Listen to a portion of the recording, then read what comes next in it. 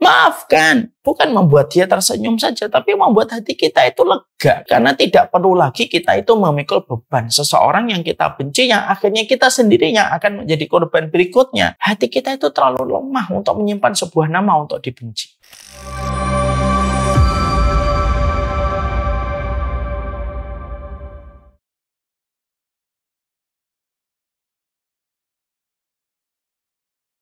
Assalamualaikum warahmatullahi wabarakatuh. Innal hamdalillah wassalatu wassalamu ala Rasulillah wa ala alihi wa sahbihi wa man tabi'ahum bi ihsan ila yaumil qiyamah. Kepada seluruh insan dan hamba yang beriman yang hari ini berkumpul di Taman Ilmu dan seminar kita secara online pada kesempatan pagi ini, semoga Allah senantiasa memberikan kepada kita sehat dan Allah memberikan kepada kita afiah. Karena memang pada keduanya terdapat sebuah perbedaan. Orang yang sehat itu belum tentu afiat, tetapi orang yang afiat sejatinya pasti sehat. Sehat itu secara fisik, afiat itu ditenangkan pikiran, dihindarkan dari musibah, dihindarkan dari bala, dihindarkan dari kesukaran, dilapangkan hatinya, dilapangkan pikirannya dan jiwanya, itu namanya afiat. Makanya tidak ada permintaan yang paling Allah senangi ketika manusia itu meminta kepada Allah kecuali meminta supaya diberikan afiah. Rasulullah Shallallahu Alaihi Wasallam menyampaikan, salul afwa wal afiyah fa inna ahadan lam yu'ta khairan minal afiyah.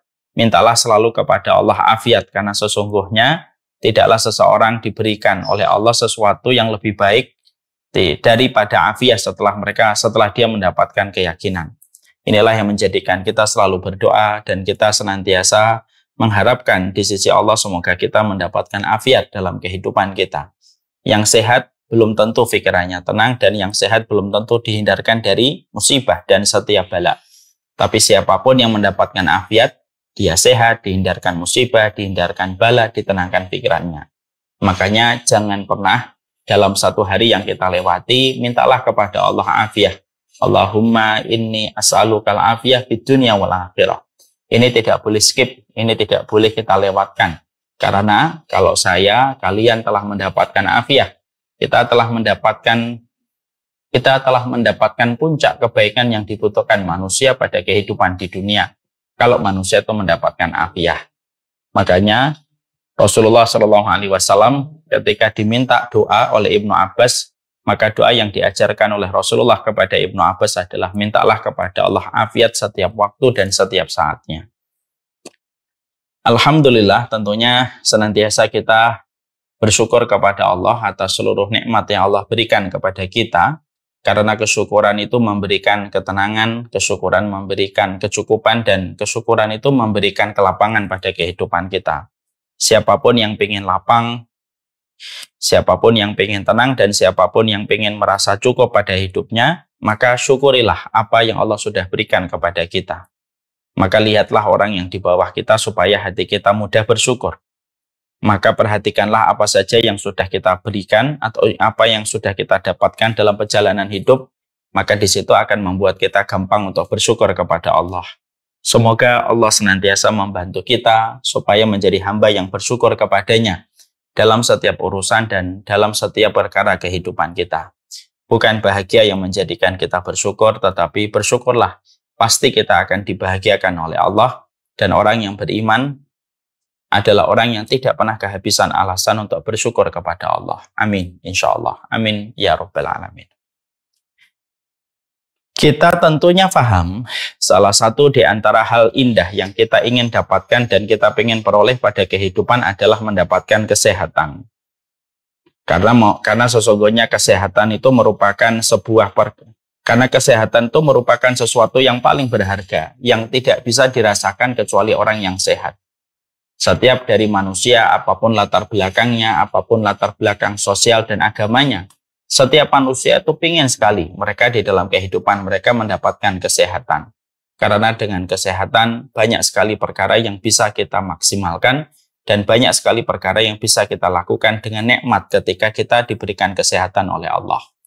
Walaupun kita tahu kehidupan di dunia ini tidak mungkin sehat terus. Karena memang Allah sudah gariskan kehidupan di dunia itu ada sehat, ada sakit. Tapi setidaknya kita harus paham apa perkara, tapi setidaknya kita mengerti bahwasanya kesehatan itu menjadi dambaan bagi setiap orang dan menjadi harapan bagi setiap manusia.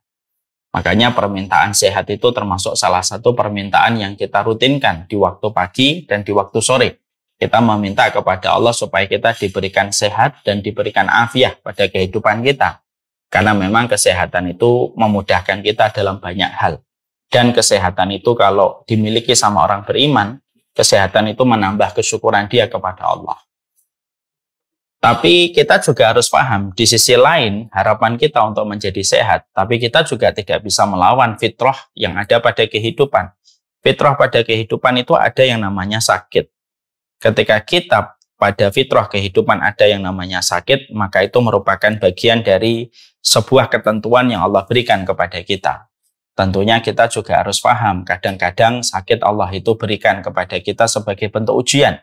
Tapi terkadang pula sakit itu Allah berikan kepada kita sebagai bentuk teguran, supaya kita mengerti kembali dan merintih kembali kepada Allah ketika kita merasakan sakit yang Allah berikan kepada kita. Karena memang pada dasarnya, sakit itu tidak selalu otomatis itu adab. Sakit itu tidak selalu aib. Tapi sakit itu merupakan peringatan dari Allah. Ketika manusia diberikan sakit, bisa jadi Allah menegur ada yang salah pada hidupnya. Tapi dengan sakit itu akhirnya dia kembali kepada Allah.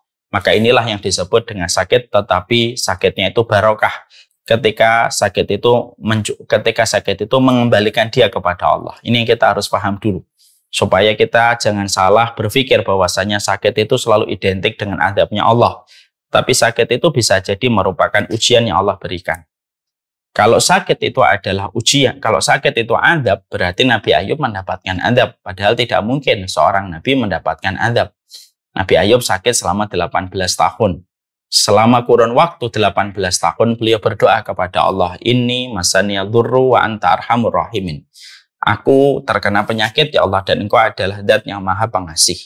Maka beliau berdoa selama 18 tahun. Dan sakit itu tidak menjadikan aib bagi dirinya Nabi Ayub. Nabi Ayub tetap dipuji oleh Allah sebagai hamba yang bersabar. Kalau sakit itu aib, berarti Rasulullah tidak mungkin sakit. Karena Rasulullah pun sakit. Bahkan dalam hadis riwayat Muslim, dikatakan di dalam satu riwayat, Wa inni la'u'aku kama yu'aku bihi rajulaini minkum.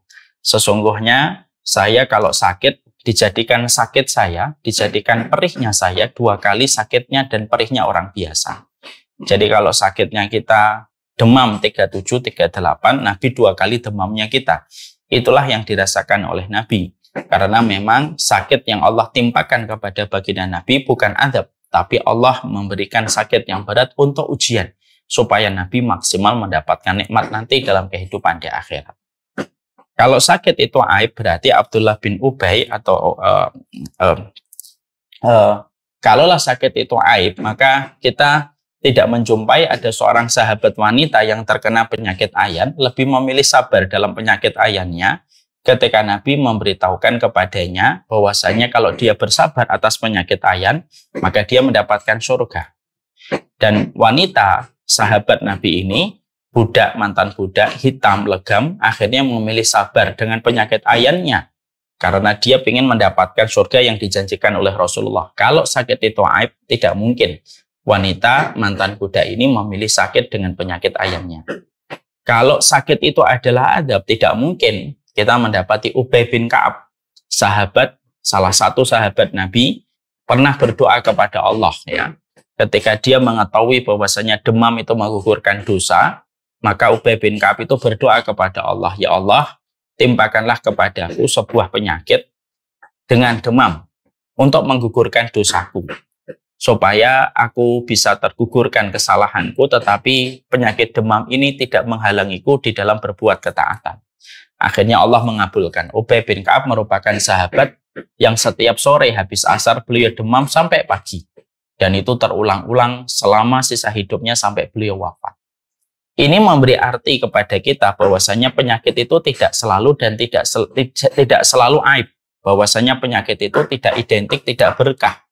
Karena yang namanya berkah itu segala kondisi yang membuat kita taat. Bisa jadi ketika ada orang sakit, dia akhirnya taat kepada Allah, dia kembali kepada Allah, dia mengharapkan pahala digugurkan dosanya ketika dia sakit, bisa jadi sakit itu adalah merupakan bagian dari berkah. Caranya Allah supaya Allah menarik kembali hamba itu kembali kepadanya dan tidak terseret kepada urusan dunia yang melalaikan kalau dia terus-menerus diberikan oleh Allah kesehatan. Nah, itulah yang menjadikan kita harus paham bahwasanya sakit dalam perspektif Islam itu tidak selamanya hitam.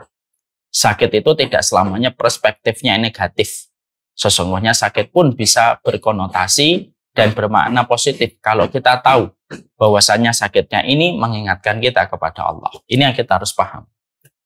Maka di sisi yang lainnya, ketika kita mendapati bahwasanya ketika kita mendapatkan sakit, kita sudah luruskan perspektif kita bahwasanya sakit itu tidak selamanya adab, sakit itu tidak selamanya aib.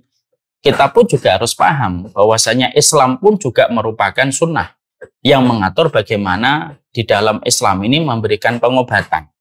Karena sesungguhnya Islam itu bukan hanya ajaran fikih, bukan hanya ajaran sholat, bukan hanya ajaran puasa, tapi Islam itu juga mengatur bagaimana kita di dalam kehidupan ini, kalau kita tertimpa sakit itu, setidaknya Islam itu memberikan kepada kita pengobatan. Ada dua pengobatan di dalam Islam kalau kita perhatikan. Pengobatan yang pertama itu pengobatan output dan input. Ya. Jadi pengobatan itu kalau saya membaca di dalam referensi, sunnah itu memberikan pengobatan itu ada dua. Ada output, ada input. Ada output itu salah satunya ketika kita melihat dalam Islam itu ada namanya hijamah. Hijamah itu mengeluarkan darah kotor, bekam. Itu merupakan pengobatan output yang ada di dalam kehidupan sunnah. Dikeluarkan darah kotor kita supaya tidak menyumpal syaraf, tidak menyumpal kepala, tidak menyumpal bagian-bagian tubuh yang vital. Maka adanya hijamah, adanya fasdu itu mengeluarkan darah-darah kotor. Supaya darah kotor itu tidak menjadi penyebab penyakit-penyakit berat yang diterima sama tubuh kita. Ini pengobatan output. Ada pengobatan juga di dalam sunnah yang kalau kita sederhanakan disebut dengan pengobatan input. Pengobatan input itu ya pengobatan yang kita konsumsi dari apa yang kita makan, apa yang kita konsumsi mendatangkan kesehatan untuk kita. Minum habatus sauda, terus minum talbina, minum madu, itu merupakan pengobatan yang dikonsepkan di dalam Islam. Itu adalah pengobatan yang sifatnya memberikan kesehatan untuk tubuh kita. Ada output, ada input, dan itu harus dilakukan dengan takaran yang benar, dan itu harus dikerjakan dengan panduan orang-orang yang ahli dan expert yang memiliki ilmu pada bidang itu. Supaya akhirnya bisa memberikan kesehatan dalam kehidupan manusia. Ada output, ada input. Ya. Tapi tentunya selain kita memperhatikan output dan input yang ada, tapi kita juga harus paham di sisi yang lain, kita juga harus memberikan perhatian bahwasanya bukan hanya pengobatan, output dan input, hijamah dan minum madu yang penting pada kehidupan kita. Tapi dalam sunnah itu juga dibahas bagaimana usaha preventif untuk menjaga kesehatan dari berbagai macam penyakit yang beragam. Karena itu juga salah satunya pengobatan. Pengobatan itu kan tidak selalu mengobati apabila sudah sakit. Tapi pengobatan itu ada yang bersifat al-wiqayatu khairu minal ilaj. Bahwasanya penjagaan itu lebih baik daripada mengobati. Artinya, di dalam kehidupan sunnah yang kita harus mengerti, Islam itu mengatur kepada kita berbagai macam hal yang sifatnya bukan hanya pengobatan output dan input, tapi Islam itu juga betul-betul menjaga dari hulu sampai hilir bagaimana memberikan kesehatan kepada manusia. Bagaimana memberikan kesehatan maksimal kepada manusia. Dari hilirnya ada output dan input. Ya. Tapi dari hulunya juga diperhatikan di dalam sunnah, di dalam Islam itu. Apa yang harus kita lakukan dan apa yang harus kita jaga supaya ini tidak memberikan penyakit pada kehidupan kita. Karena termasuk pengobatan itu usaha preventif yang kita lakukan sebelum terjadinya penyakit yang ada pada diri dan tubuh manusia. Makanya kita mendapati setidaknya ada dua yang kita dapatkan. Yang pertama, Islam itu mengatur kepada kita menjaga makanan. Tidak hanya sekadar halal tetapi thayyib. Ini kan sudah dijelaskan banyak. Dr. Agus juga sudah menjelaskan tentang ini. Bagaimana kita menjaga makanan.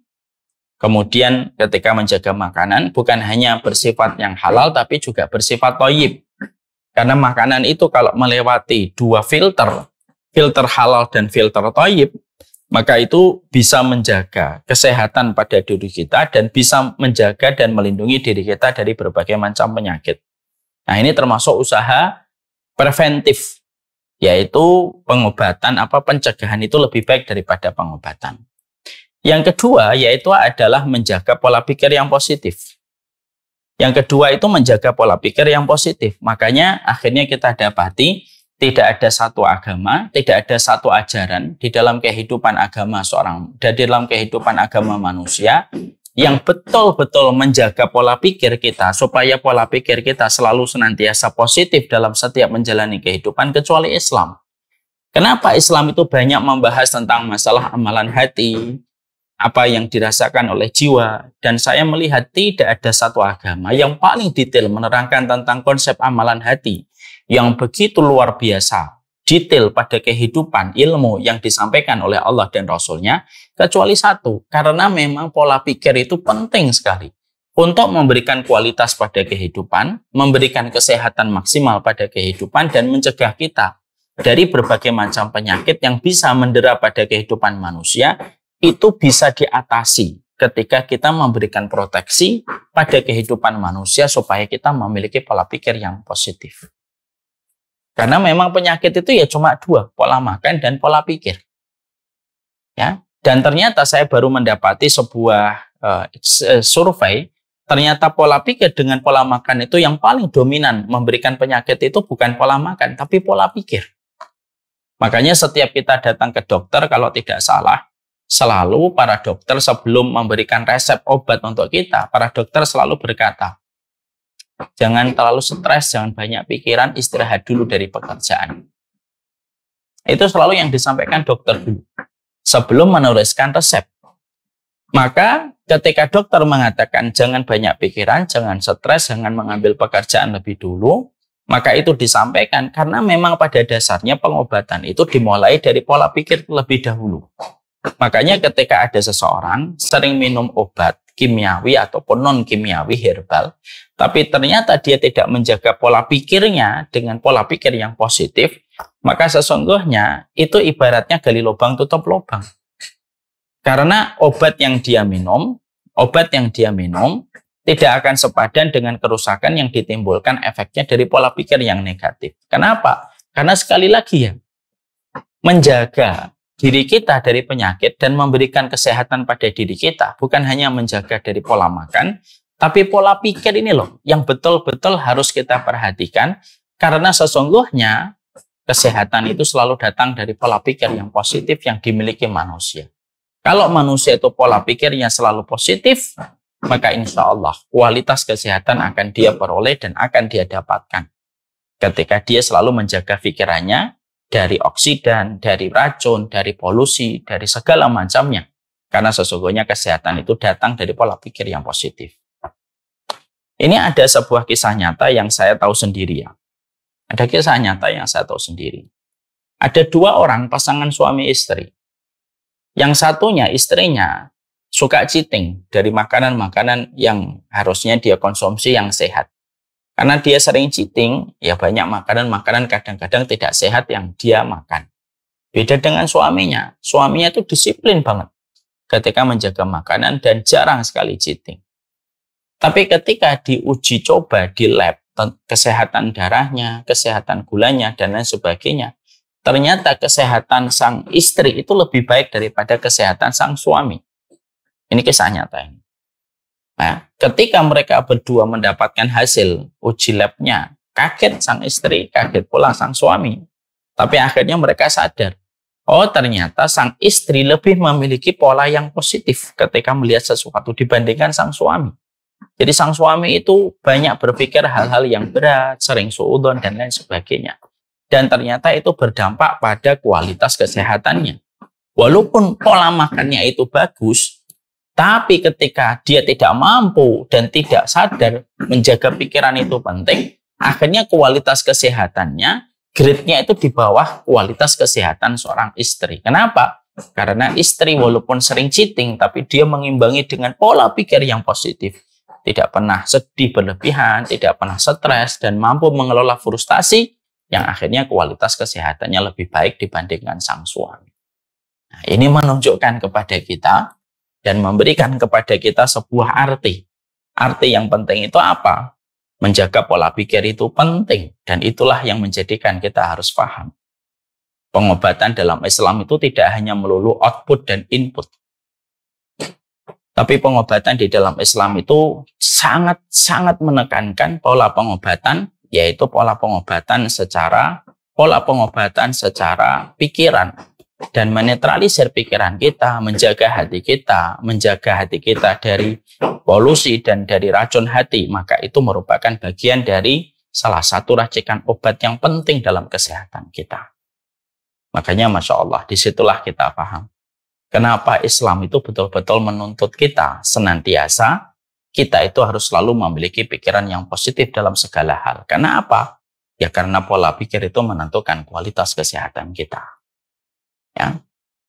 Makanya setidaknya ada empat yang kita harus pahami.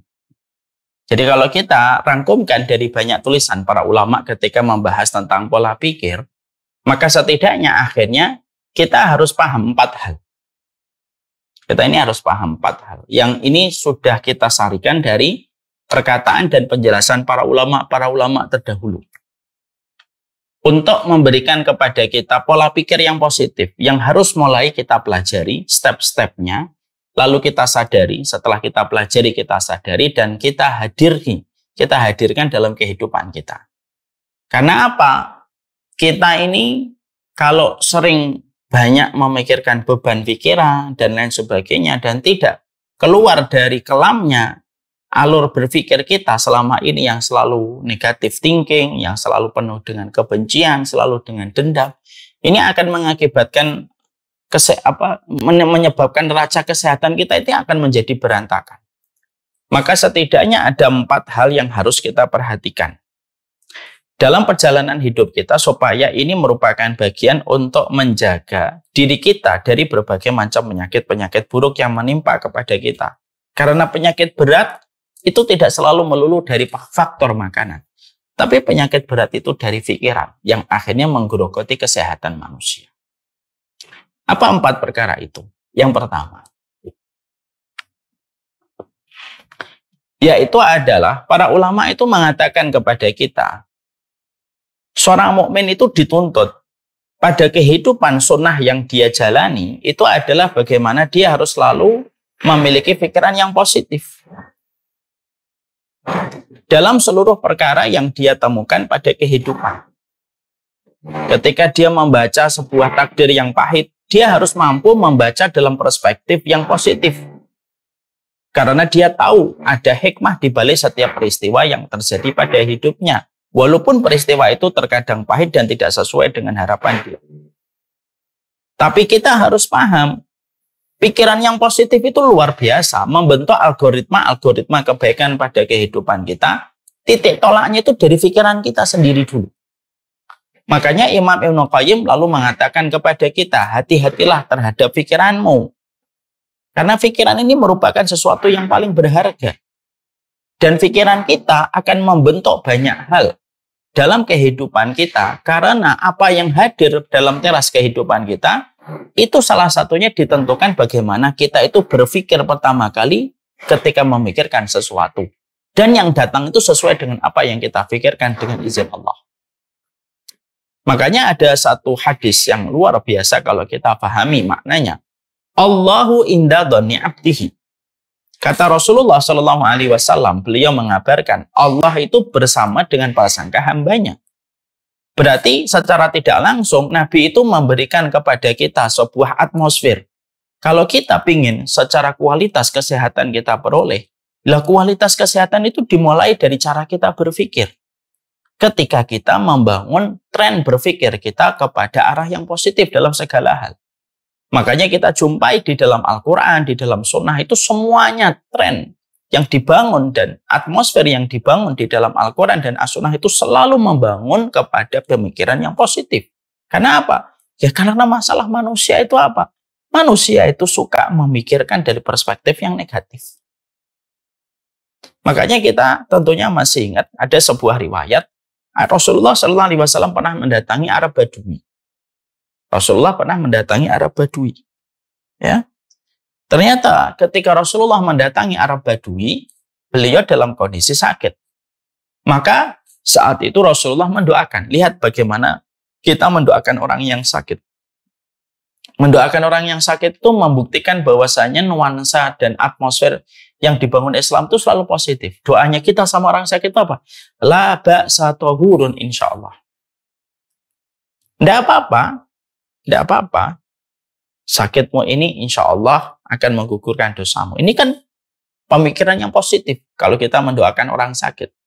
Tapi orang tua Arab Badui itu justru menampik perkataan baginda Nabi. Apa kamu tidak apa-apa? Ini penyakit yang akan mencelakakanku dan membuatku mati. Rasulullah lalu tersenyum lalu berkata, ya sudah kalau itu pikiranmu. Maka beberapa hari kemudian setelah itu orang tua itu meninggal dunia. Ketika hadis ini disampaikan oleh para ulama itu menangkap korelasi, munasabah antara ucapan Arab Badui yang sebelumnya ketika Nabi mengucapkan labas atau hurun, insya Allah, lalu Arab Badui justru menampiknya dan berkata, penyakit ini akan membuatku mati. Dan benar sesuai dengan apa yang dia ucapkan. Akhirnya dia mati dengan penyakit itu. Makanya akhirnya inilah yang menjadi penting pada kehidupan kita. Supaya setiap manusia pada kehidupan mereka, kualitas kesehatan itu kita dapatkan kalau apa yang ada pada hati kita, kalau apa yang ada di pikiran kita itu semuanya dalam kondisi yang positif. Memandang orang bukan dengan benci, tetapi memandang orang, dia lebih baik daripada saya. Karena saya lebih tua dan mendahului dia dalam kemaksiatan. Dia lebih baik daripada saya, karena saya mendahului dia di dalam kemaksiatan sebelum dia lahir. Selalu trennya itu positif yang dibangun. Maka akhirnya ketika manusia, ketika dia sebelum mengendalikan lambungnya dan mengendalikan perutnya, dia mengendalikan pikirannya terlebih dahulu, maka dia telah menjaga sesuatu yang paling berharga. Dan yang paling berharga itu pikiran. Ya. Karena pikiran inilah yang terkadang justru paling kita lalaikan, paling kita lewatkan, dan paling tidak kita perhatikan. Kita selalu menganaktirikan pikiran kita. Banyak orang diet untuk sehat. Yang selalu dia perhatikan itu faktor makanan, faktor minuman, faktor olahraga. Tapi dia ternyata menganaktirikan pikirannya. Pikirannya penuh dengan sesuatu yang negatif. Akhirnya apa? Apa yang ada pada hati kita? Ketika hati kita kotor, dia akan memompa sesuatu yang negatif dan seluruh darah itu akan terkena imbas dari sesuatu yang negatif yang dipompa oleh hati yang kotor. Makanya ketika hati bersih, maka hati itu akan memompa dan mengerahkan seluruh darah yang membawa pesan yang positif ketika hatinya itu hati yang positif atau hati yang sehat. Makanya betul kata Rasulullah, ala inna fil jasadi mudghah, idza salahat salahatil a'mali kullaha, fa idza fasadat fasadatil a'mal kullaha. Di dalam tubuh kita itu ada sekerat daging. Kalau dia baik, seluruhnya jadi baik. Kalau dia buruk, seluruhnya jadi buruk. Dan itu adalah sekerat daging yang bernama hati. Artinya, Masya Allah ya, artinya hati itu menentukan. Jadi kalau hatinya sudah dalam kondisi positif, dia memandang segala sesuatu, dia positif memandangnya, maka seluruh yang dipompa oleh darah, yang dipompa oleh jantung, yang akhirnya mengalirkan darah ke lambung, ke liver, ke paru-paru, semuanya positif. Kenapa? Karena dipompa oleh pemilik, oleh hati yang bersih dan hati yang sehat. Tapi kalau hatinya sudah kotor, seluruhnya jadi kotor. Karena semua itu berputar dalam aliran hati dan jantung manusia. Makanya Islam itu memberikan kepada kita, Islam itu selalu mengkondisikan kita untuk selalu melihat itu segala sesuatunya dengan positif. Walaupun yang ada di hadapan kita itu terkadang yang tidak sesuai dengan harapan, tapi yang dibangun sama Islam itu selalu tren yang positif. Kalau kita menemukan kesulitan, Allah menyampaikan fa inna ma'al usri yusra, inna ma'al usri yusra. Setiap ada satu kesulitan ada dua kemudahan. Bukankah ini pikiran yang positif yang dibangun? Ketika kita mendoakan orang sakit labak atau hurun.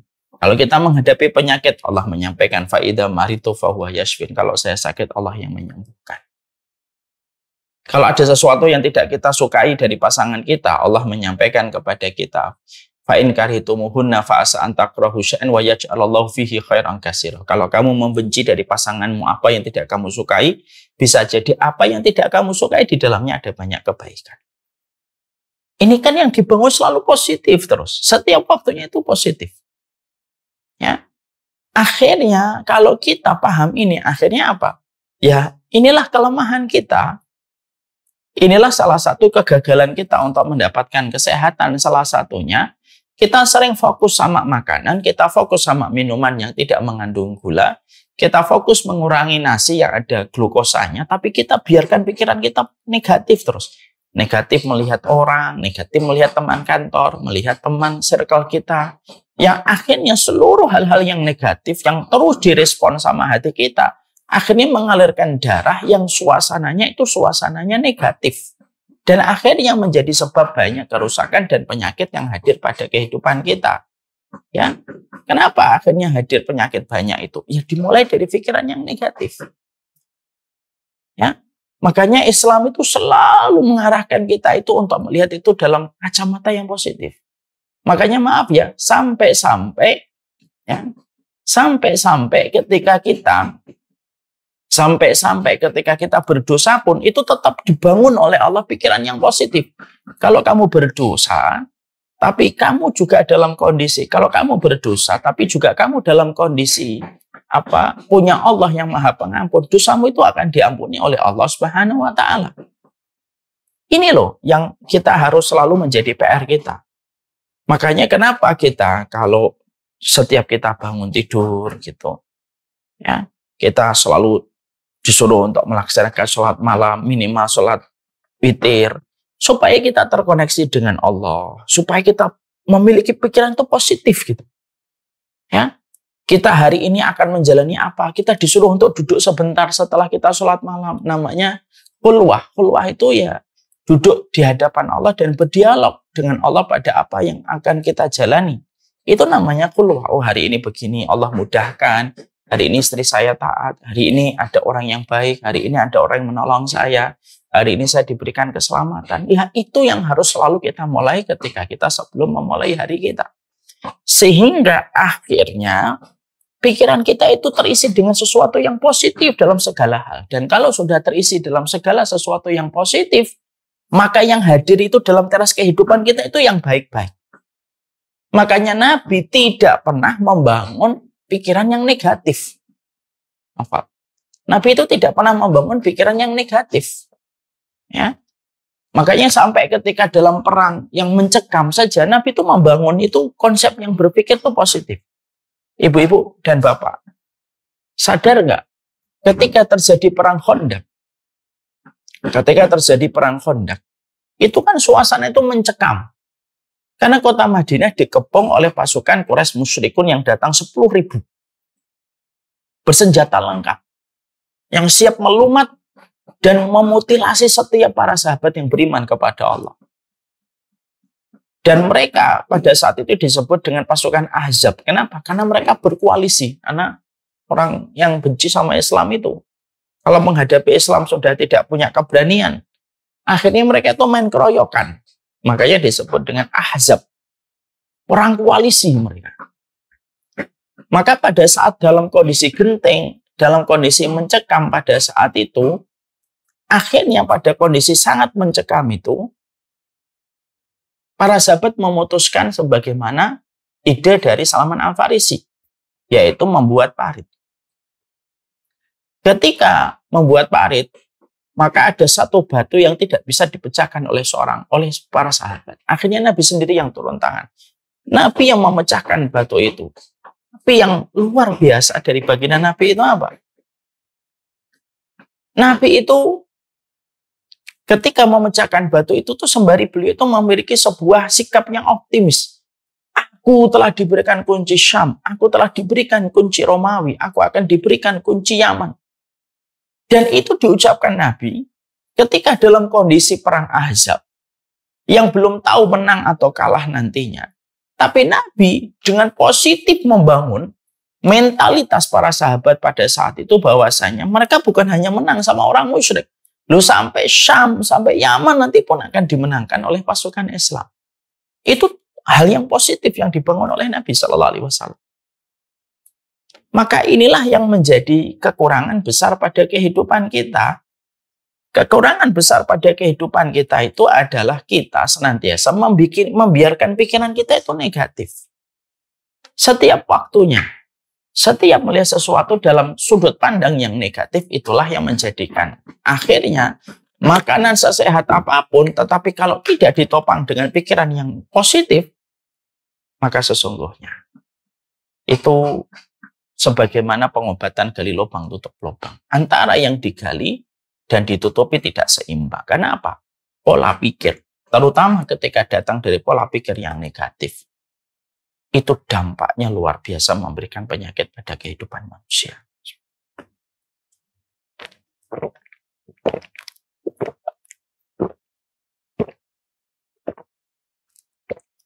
Makanya sampai kita menjumpai ada hadis Nabi kan, sampai orang ketika akan meninggal dunia itu, Rasulullah pun bersabda, la yamutanna ahadukum illa wa huwa yuhsinu dzanna billah.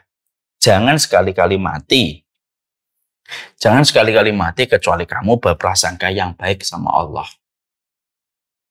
Itu menunjukkan kepada kita bahwasanya sampai mau mati sekalipun pun tetap kamu harus berpikir yang positif sama Allah, berpikir positif dalam kehidupan. Ridho kepada apa yang Allah sudah berikan pada kehidupan kita. Itulah sunnah di dalam kehidupan kita mengikuti Rasulullah. Nabi itu selalu berpikir positif dalam setiap lembaran kehidupan beliau. Bahkan dalam perang Ahzab pun, ketika musuh sudah mengepung sekalipun, yang difikirkan oleh beliau adalah pemikiran yang baik, pemikiran yang optimis. Dan ini kalau kita evaluasi pada kehidupan kita, ya kehidupan kita tuh banyak bocornya di sini. Ya, melihat ini negatif, melihat itu negatif, melihat ini negatif, melihat itu negatif, terus melihat negatif terus. Makanan bisa sehat, tapi pikiran selalu negatif. Itu yang akhirnya menjadi sumber pemicu banyak penyakit pada kehidupan orang. Makanya tadi yang saya sampaikan Bapak dan Ibu, ada dua orang suami istri, yang satunya rajin makan pola sehat, yang satunya sering cheating tapi justru lebih sehat daripada yang rajin makan pola sehat. Kenapa? Karena akhirnya yang rajin makan pola sehat itu menyadari dia itu sering berpikir negatif dibandingkan istrinya. Mari kita coba melihat segala sesuatu itu dengan positive thinking. Ada masalah dengan istri kita, kita lihat perspektif yang positifnya apa sih? Oh, mungkin istri saya begini. Kita ada masalah dengan suami kita ngelihat dari perspektif yang positifnya apa. Selalu kalau kita melihat segala sesuatu dengan perspektif yang positif, maka sebagaimana algoritma di Instagram, kalau kamu berpikir positif, maka yang datang pada teras feed-nya kita itu sesuatu yang positif. Tapi kalau kita sudah berpikir negatif, semuanya pun akan menjadi negatif. Hati-hati dengan pikiran, karena pikiran ini bisa membunuh kita. Hati-hati dengan pikiran kita, karena pikiran ini yang membunuh kita, membuat penyakit pada diri kita. Dan itulah maksud para dokter. Kalau para dokter itu sebelum memberikan resep obat selalu berkata, jangan stres, jangan depresi, jangan banyak pikir. Karena memang pengobatan itu pertama kali datang dari pikiran kita. Pikiran itu bisa membunuh kita. Sebaliknya, mafhumul mukhalafahnya, pikiran itu bisa menyehatkan kita, bisa memberikan kehidupan untuk kita. Selama kita tahu bagaimana kita berpikir yang positif pada perjalanan hidup kita. Ini yang pertama. Yang kedua, kalau kita intisarikan dari para ulama dalam masalah kejiwaan yang berkaitan langsung dengan kesehatan, yang kedua itu memaafkan. Nah, memaafkan ini merupakan salah satu di antara bentuk pikiran yang baik yang bisa menjadi obat dalam segala hal. Kita tentunya paham, dendam itu merupakan sebuah hal yang berat. Kalau manusia itu sudah memiliki dendam di dalam hatinya, dendam itu membuat berat pada kehidupan. Karena apa? Kalau manusia di dalam hatinya sudah ada rasa dendam, maka ibaratnya hati, jantung, liver, semua merasakan efek dari sebuah dendam. Ketika energi membenci itu selalu luar biasa yang harus dikeluarkan untuk membenci sesuatu.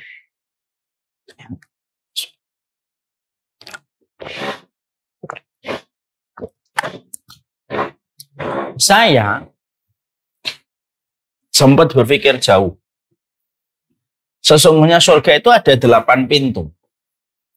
Ada pintu sholat, ada pintu memaafkan, ada pintu sholat, pintu sedekah, pintu puasa, pintu jihad, pintu aiman, pintu ridho, pintu tobat, pintu memaafkan. Saya saat itu ketika membaca bahwasanya nama salah satu pintu di surga itu pintu memaafkan, saya tuh sempat mikir gitu. Kok bisa ya ada salah satu nama pintu di surga itu pintu memaafkan? Kalau sampai ada satu amalan, lalu amalan itu dijadikan nama untuk pintu surga, berarti amalan itu tuh efeknya itu besar banget pada kehidupan kita. Dan ternyata memang benar. Memaafkan itu Allah ulang-ulang di dalam Al-Quran dan Allah ulang kembali di dalam hadis. Perintah dan keutamaan kita untuk memaafkan dan meminta maaf. Itu karena memang pada dasarnya memberi maaf terhadap orang itu merupakan sebuah surprise dari hadiah tercantik untuk hati kita supaya hati kita tersenyum. Karena kalau dendam kita biarkan dan kita rawat dendam itu merenggut senyuman pada hati kita. Dan akhirnya hati kita tuh merasakan frustasi dan merasakan berat ketika hati kita dipenuhi dengan rasa dendam. Apalagi dendam itu harus kita bawa di dalam sisa kehidupan manusia. Kenapa? Dendam itu efeknya luar biasa buruk. Kita jumpai ya. Bagaimana contoh, ada seorang anak memiliki dendam pengasuhan. Efeknya itu buruk. Kalau dia menikah, maka sang suami atau sang istri akan merasakan dampaknya langsung.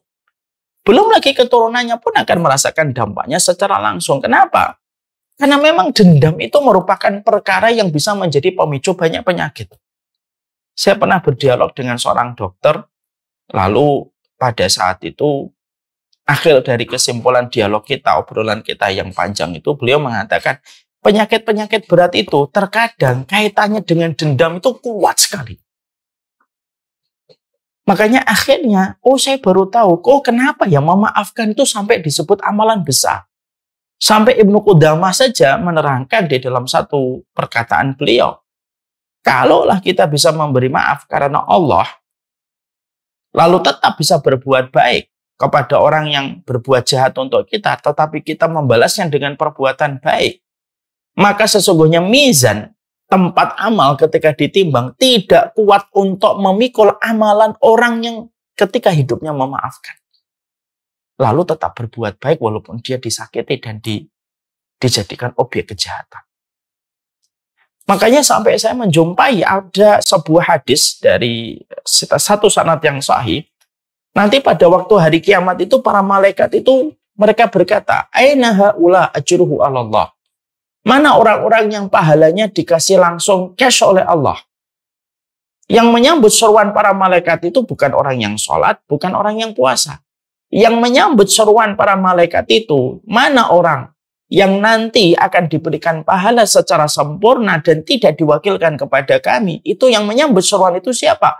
Orang yang ketika hidupnya di dunia, dia memaafkan dan tidak sama sekali menyimpan dendam. Maka pahala mereka tidak dititipkan kepada para malaikat karena malaikat tidak mampu memikulnya karena beratnya pahala orang yang memaafkan, tetapi Allah sendiri yang langsung memberikan pahala itu kepada orang yang pernah memaafkan ketika di dunia. Saya ketika mendapati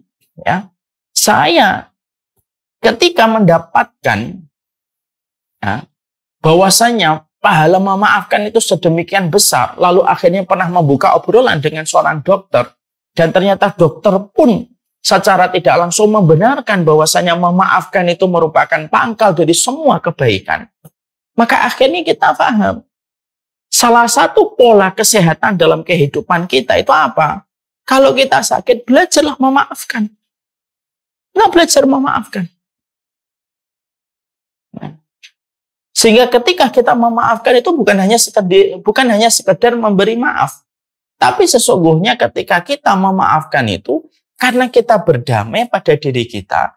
Karena hati kita tidak pantas menyimpan sebuah nama yang kita benci dengan kebencian besar sepanjang hidup kita, dan akhirnya seluruh organ tubuh kita merasakan dampaknya dari dendam yang merenggut semua energi kebaikan hidup kita ketika kita menyimpan nama yang kita benci, dan akhirnya berpotensi melemahkan banyak hal pada kehidupan kita. Makanya apa? Memaafkan itu salah satu kunci kebaikan pada kehidupan kita. Maafin. Bukan untuknya, tapi untuk kebaikan kita. Maafkan. Bukan membuat dia tersenyum saja, tapi membuat hati kita itu lega. Karena tidak perlu lagi kita itu memikul beban seseorang yang kita benci, yang akhirnya kita sendiri yang akan menjadi korban berikutnya dari dendam yang kita simpan pada hati kita. Hati kita itu terlalu lemah untuk menyimpan sebuah nama untuk dibenci. Ini ada sebuah kisah. Ada kisah bagus banget. Kisah nyata. Ada banyak yang menjadi saksi atas kisah yang saya sampaikan di sini. Ada sebuah kisah nyata. Yaitu adalah ada seorang suami terkena luka di bawah kupingnya sini. Lukanya semakin besar, lalu akhirnya menjadi basah. Luka itu menjadi basah. Ketika luka itu menjadi basah, akhirnya apa? Semakin membesar dan akhirnya menciptakan lubang. Dan itu bernanah. Nanahnya itu luar biasa banyak, terus ngalir itu. Pada saat itu beliau bertempat tinggal di daerah Sumatera. Lalu akhirnya rumah sakit kabupaten tidak kuat lagi dan tidak bisa untuk menangani. Akhirnya dirujuk ke rumah sakit provinsi.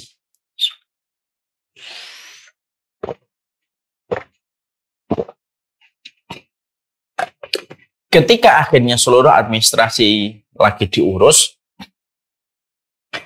maka di antara keluarganya ada yang mengusulkan, coba kita ikhtiar dengan ikhtiar alternatif yang lain. Akhirnya ketemu dengan seorang tabib yang insya Allah beliau paham syariat, paham sunnah gitu ya. Dan beliau itu selalu mendiagnosa setiap penyakit itu dengan kondisi kejiwaan. Ya. Ketika melihat lukanya itu, maka sang tabib ini, beliau menyampaikan, ini ada hubungannya dengan pikiran dia. Lalu akhirnya sang bapak yang luka ini ditanya, Bapak punya sesuatu nggak yang Bapak simpan? Dendam. Sang bapak pertama kali menolak tuduhan dia memiliki dendam. Dia mengatakan, saya nggak punya dendam, Pak. Saya orangnya baik-baik aja. Betul, Pak, yakin? Iya, saya nggak pernah benci sama orang. Nggak usah ditutup-tutupin. Kalau memang Bapak memang ada dendam, coba deh divalidasi dendamnya lalu dirilis. Tapi beliau tetap ngotot, saya tidak punya dendam dengan siapapun. Kalau Bapak tidak mau jujur sama hidupnya, sulit rasanya bisa mengobati dari luar. Kalau dari dalamnya saja kita tidak mau untuk memvalidasi dan merilis apa yang pernah terjadi pada kehidupan kita. Nah, pada saat itulah akhirnya apa? Pada saat itulah sang bapak akhirnya tumpah tangisnya dan jujur mengatakan, ya saya pernah dendam panjang. Dengan siapa dendamnya? Akhirnya dia ngakui dengan istrinya. Istrinya yang saat itu juga merawat beliau, menemani beliau pada saat itu, juga kaget, loh Bang, kamu dendam sama saya. Maka sang suami akhirnya menganggukkan kepala untuk menunjukkan jawaban iya, dia dendam sama istrinya. Gimana sebab terjadinya dendam? Jadi beberapa puluh tahun yang lalu, istrinya pernah selingkuh dalam tanda petik dengan seorang laki-laki di satu kampung. Perselingkuhan ini perselingkuhan hanya cicat dan obrolan saja sebenarnya. Tidak sampai melewati batas lah, tidak sampai ke kamal, tidak sampai zina. Nah, ketahuan sama sang suami terlebih dahulu. Dan akhirnya sang wanita itu betul-betul sudah minta maaf. Tapi apalah daya, ternyata sang laki-laki yang menjadi partner selingkuhan dari istrinya itu satu kampung dengan dirinya. Yang akhirnya dia sering bertegur, yang akhirnya dia sering ketemu di jalan, sering ketemu ketika lagi di masjid, dan akhirnya membuat luka itu tidak pernah kering. Karena sering ketemu terus. Dan akhirnya kalau ketemu itu teringat lagi. Kalau ketemu teringat lagi. Kalau ketemu teringat lagi. Padahal istrinya sudah betul-betul bertobat dan minta maaf. Ini kisahnya nyata ini. Lah itulah yang membuat saya, kata sang suami, susah memaafkan dirimu. Kenapa? Saya sering ketemu dia. Setiap ada beberapa momen gitu. Saya ketemu lagi. Dan membuat luka saya tidak pernah kering. Setelah dia mengungkapkan perasaannya, maka sang tabib ini berkata, Bapak sekarang mau nggak memaafkan istrinya dengan tulus dari hatinya? Tidak lagi dendam. Iya, insya Allah. Cik, saya akan memaafkan Cik. Panggilannya Cik. Saya akan memaafkan beliau. Kenapa Bapak yakin bisa memaafkan kali ini? Ya karena ketika saya dalam kondisi tiduran, sakit berat, di sini mengeluarkan nanah, yang paling setia merawat saya, sampai tidak ada sama sekali rasa jijiknya untuk merawat saya, itu istri saya. Kalau begitu Pak, saya kasih resep obat, nanti Bapak juga minum, dari dokter juga silakan diminum, tapi dimulai dari hati yang memaafkan. Dengan izin Allah, akhirnya dimaafkan itu istrinya. Tulus gitu, karena dia juga melihat ketulusan istrinya yang betul-betul sudah bertobat gitu.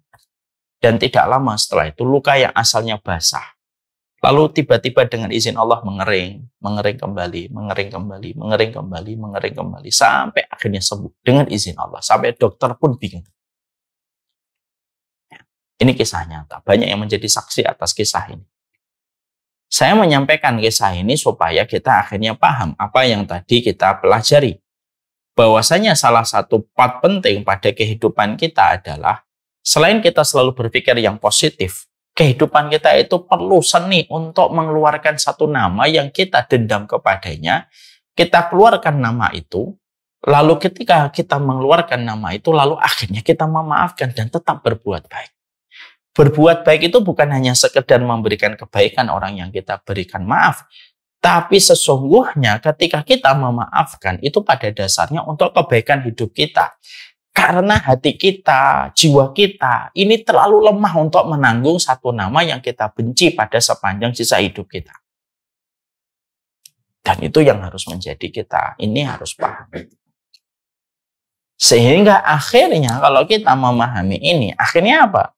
Jangan-jangan banyak sakit yang tidak segera berujung dengan kesembuhan itu apa? Ya karena memang kita tidak maksimal betul-betul mengobati dari dalam diri kita.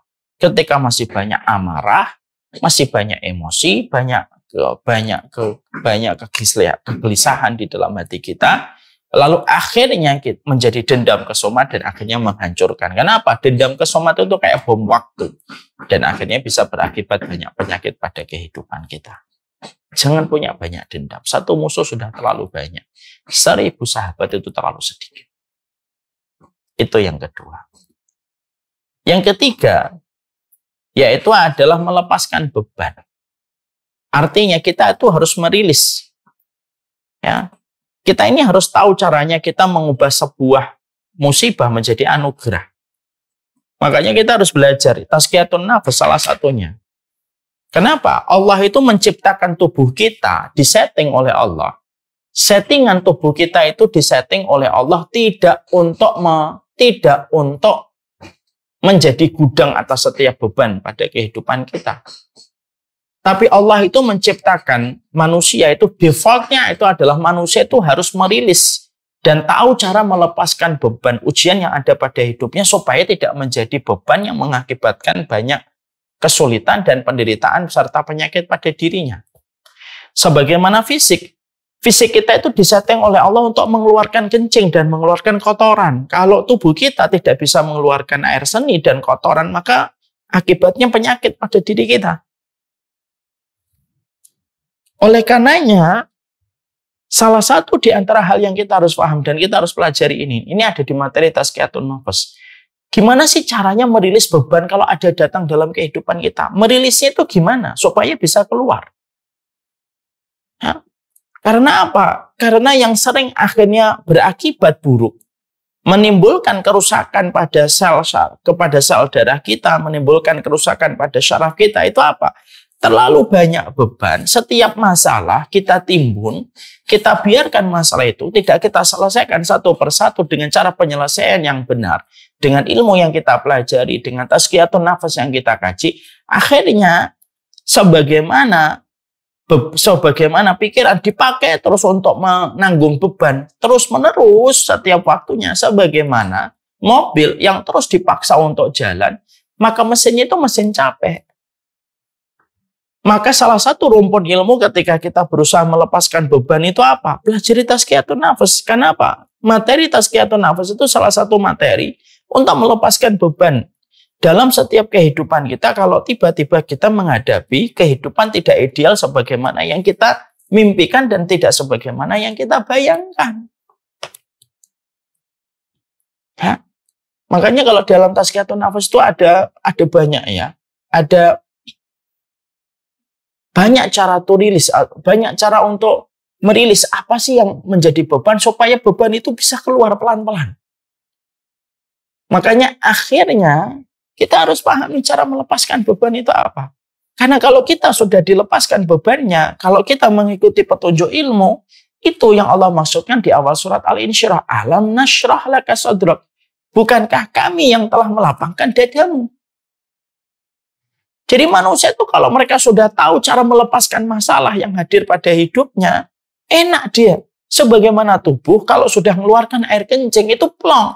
Akhirnya air seninya itu tidak menjadi racun untuk liver, tidak menjadi racun untuk lambung. Kenapa? Karena sudah dikeluarin.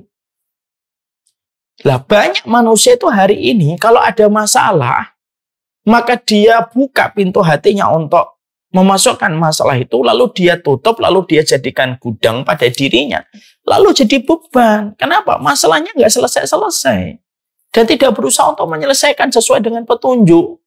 Akhirnya apa? Ya akhirnya kehidupannya banyak mengalami kecelakaan. Kenapa? Beban itu terlalu berat. Sehingga akhirnya kalau tidak kita berusaha melepaskan beban, contohnya dengan kita sholat malam, contohnya dengan kita melihat dengan husnudon setiap takdirnya Allah, kan itu ada ilmunya banyak dalam tazkiyatun nafas. Maka akhirnya beban itu sebagaimana mesin capek pada mobil yang terus kita paksa untuk jalan muter terus sebagaimana taksi. Akhirnya kemampuan mesin capek pada taksi itu tidak akan pernah bisa bertahan lama dibandingkan dengan mesin yang tidak dipakai dan diforce terus-menerus.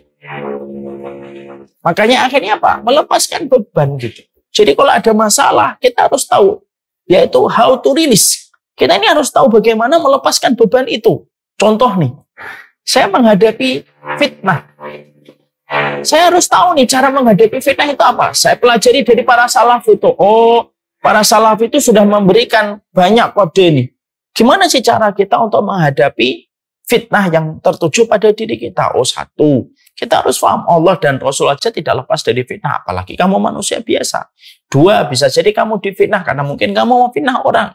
Tiga, kalau orang itu mau fitnah, itu pada dasarnya hanya sepanjang lidahnya, tidak lebih daripada itu. Empat, kalau kamu difitnah itu apa? Tidak mengurangi kedudukan kamu di sisi Allah. Lima, kalau kamu difitnah, kamu bisa mendapatkan kebaikan ketika doamu dimustajabkan oleh Allah. Itu rilisnya dalam satu hal.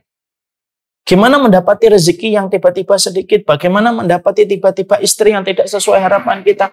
Itu semua pertanyaan, semuanya sudah dijawab dalam kehidupan sunnah.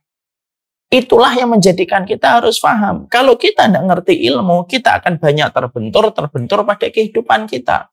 Tapi ketika kita yang pertama berpikir positif, yang kedua memaafkan, yang ketiga kalau ada beban, kita tahu bagaimana merilis supaya beban itu tidak menjadi sesuatu yang memberatkan kita, maka itu yang akan memberikan kualitas pada diri kita.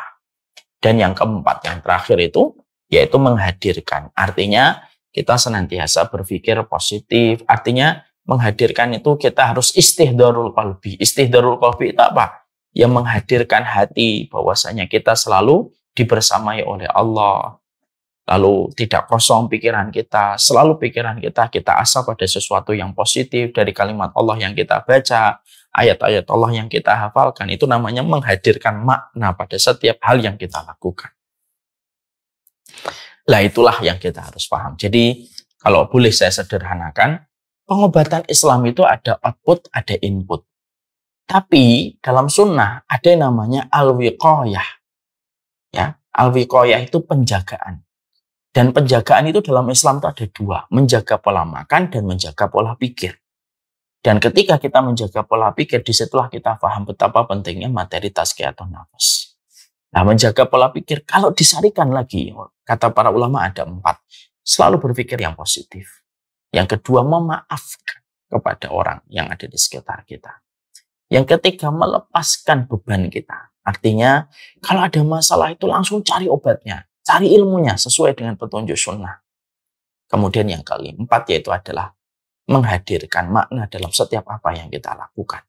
Jangan melakukan sesuatu hanya sekedar autopilot, hanya melakukan sesuatu hanya sekedar rutinitas, kosong tanpa makna.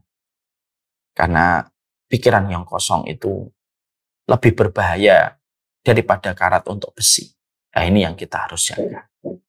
Wallahu a'lam bishawab. Pastinya materi ini hanyalah materi di permukaan saja. Saya yakin insya Allah Dr. Agus lebih paham lagi untuk membahas tentang materi pengobatan ini dan materi kesehatan ini supaya betul-betul maksimal apa yang kita pelajari dan apa yang kita kaji insya Allah. Nah, tapi disinilah kita harus mengerti. Pikiran kita bisa membunuh kita dan pikiran kita bisa menyehatkan kita. Dan semuanya itu dimulai dari cara kita memikirkan sesuatu dan apa yang ada pada hati kita. Betul kata Rasulullah, kalau hatinya sehat, seluruh organ yang lainnya akan sehat. Tapi kalau hatinya sudah rusak, semuanya pun akan menjadi rusak. Semoga Allah jaga hati kita dan pikiran kita, dan supaya kita terhindarkan dari pikiran yang membunuh kita.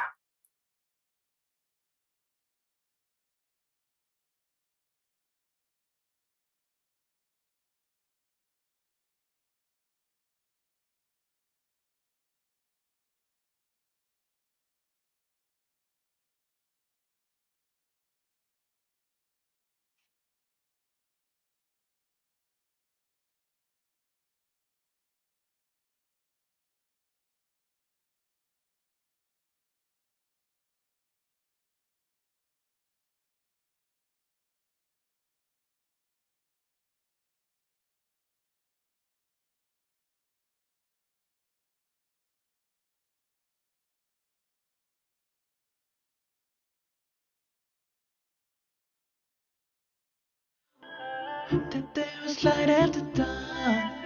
Hey, yeah, you. That there was light after dawn. Hey, yeah, light after dark, la la, light after dawn, la la, light after dark, la la, light after dawn, la la, light after dark, la la, light after dawn, la la, light after dark, la la, light after dawn. Oh, oh, oh, when I make a wish.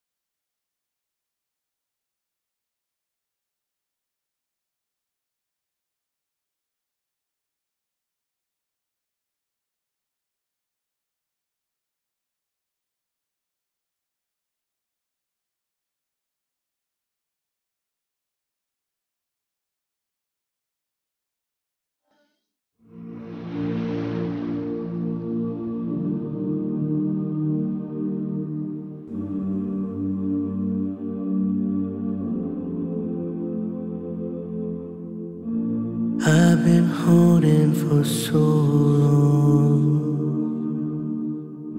scared I might slip away.